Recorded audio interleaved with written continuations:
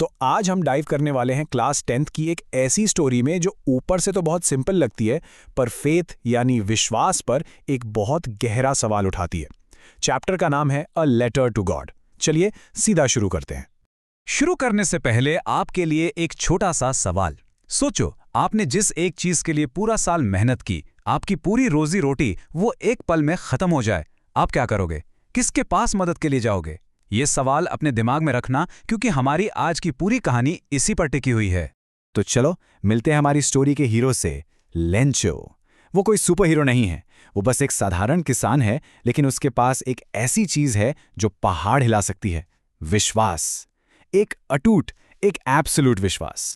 Lencho को समझने के लिए आपको उसकी दुनिया को समझना होगा। वो एक बहुत ही मेहनती किसान है और उसकी पूरी जिंदगी उसके मकई के खेत के आसपास ही घूमती है। और अगर उसके पास कोई सुपर पावर है तो वो है भगवान में उसका अंधा बच्चों जैसा विश्वास। यही उसकी पूरी रियलिटी का बेस है। ये थी लेंचो की सिंपल सी लाइफ। एक खूबसूरत वैली में एक अकेला घर, जहां से उसके पकने को तैयार मकाई के खेत दिखते थे। उसको बस एक चीज का इंतजार था, एक अच्छी बारिश का। वो आसमान की तरफ देखता था, इस उम्मीद में कि एक अच्छी फसल उसके परिवार का पेट पालेगी। सब कुछ एकदम परफेक्ट लग रहा था। लेकिन जैसा कि हम जानते हैं, परफेक्ट पल ज्यादा देर तक नहीं टिकते। लेंचो की लाइफ में एक ऐसा मोड़ आने वाला था, एक ऐसा तूफान जो सब कुछ बदल कर रख देने वाला था। लेंचो ने बारिश मांगी थी और शुरू में बारिश आई भी। वो बहुत खुश था, लेकिन उसकी ये खुशी बहुत जल्दी खत्म हो गई। अचानक बारिश की हल्की बूंदें बड़े बड़े तबाही मचाने वाले ओलों में बदल गईं। ये अब आसमान से आशीर्वाद नहीं, बर्बादी बरस रही थी। आंधी इस तूफान का नतीजा, कंप्लीट तबाही। उसकी पूरी फसल बर्बाद हो चुकी थी। खेत ऐसा लग रहा था जैसे किसी ने उस पर नमक बिछा दिया हो। पूरे साल की मेहनत 1 घंटे में जीरो हो गई। अब लेंचो और उसकी फैमिली के सामने भूख से मरने का खतरा था। उसका दिल पूरी तरह टूट चुका था। ऐसी सिचुएशन में जब सब कुछ खत्म हो जाए, ज्यादातर लोग क्या करते हैं? शायद हार मान लेते हैं।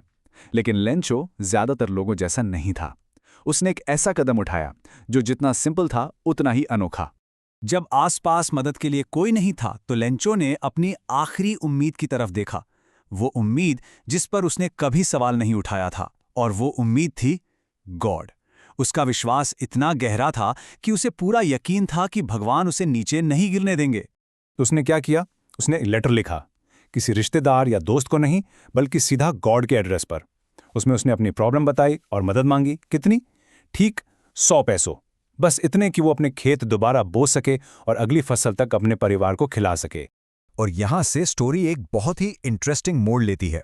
लेंचो ने लेटर पोस्ट तो कर दिया, लेकिन जाहिर सी बात है, गॉड का एड्रेस तो किसी को नहीं पता। वो लेटर पहुंचा वहां के लोकल पोस्ट मास्टर के हाथों में, और यहीं हम देखते हैं इंसानियत की एक अनोखी मिसाल। जब पोस्टमास्टर ने एड्रेस देखा टू गॉड, तो पहले तो वो जोर से हंस पड़ा। यह अजीब था, लेकिन अगले ही पल वो एकदम सीरियस हो गया। वो उस लिखने वाले के यकीन से इतना आगे बढ़ा कि उसने वहीं फैसला कर लिया कि वो इतने जबरदस्त विश्वास को टूटने नहीं देगा। तो उसने अपने एम्प्लॉयीज और दोस्तों से एक नेकी के काम के लिए पैसे जमा करना शुरू कर दिया। पोस्टमास्टर के खुद के शब्दों से पता चलता है कि वो लेंचो के विश्वास से कितना ज्यादा इम्प्रेस हुआ था। उसने इसे बेवकूफ़ी नहीं समझा, उसने इसे एक ऐसे खजाने की तरह देखा जिसकी हिफाजत करना जरूरी था। पोस्टमास्टर और उसके कॉलीग्स ने मिलकर कुछ पैसे तो जमा कर लिए, लेकिन स्टोरी का सबसे बड़ा ट्विस्ट तो अभी आना बाकी था। ये वो मोमेंट है जो इस सिंपल सी कहानी को फेथ के नेचर पर एक पावरफुल कमेंट्री बना देता है। पोस्टमास्टर पूरे 100 पैसों जमा नहीं कर पाया। अपनी पूरी कोशिश के बाद वो सिर्फ 70 पैसों ही जमा कर सका। उसने पैसों को एक एनवेलप में डाला, लेंचो का एड्रेस लिखा और नीचे बस एक शब्द लिखकर साइन कर दिया, गॉड। जब लेंचो ने लेटर खोला और पैसे गिने तो उसके चेहरे पर जरा भी हैरानी नहीं थी। उसको तो पूरा यकीन था कि पैसे आएंगे। लेकिन जब उसने देखा कि सिर्फ 70 पैसों हैं तो वो गुस्सा हो गया। उसको लगा भगवान तो गलती नहीं कर सकते, उन्होंने तो पूरे 100 ही भेजे होंगे। ये जरूर पोस्ट ऑफिस वालों ने बाकी के 30 चुरा लिए। देख रहे हैं आप आयरनी? जिन लोगों ने उसके विश्वास को बचाने के लिए नेकी की, वो उन्हीं को चोर समझ बैठा। और इसलिए लेंचो ने गॉड को एक और लेटर लिखा।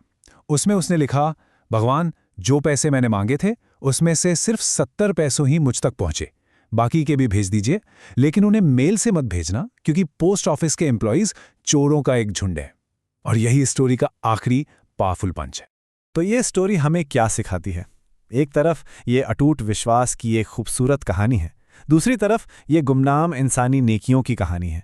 लेकिन सबसे बड़ा सवाल जो ये छोड़ जाती है वो ये है, क्या विश्वास जब वो इतना अटूट, इतना अंधा हो जाता है कि वो हमें उस अच्छाई से ही दूर कर देता है जो हमारे ठीक सामने है? क्या एक मजबूत यकीन और अंधेपन के बीच बहुत पतली सी लाइन होती है? इसी सवाल के साथ मैं आपको छोड़ जाता हूं, सोचिएगा ज़रूर।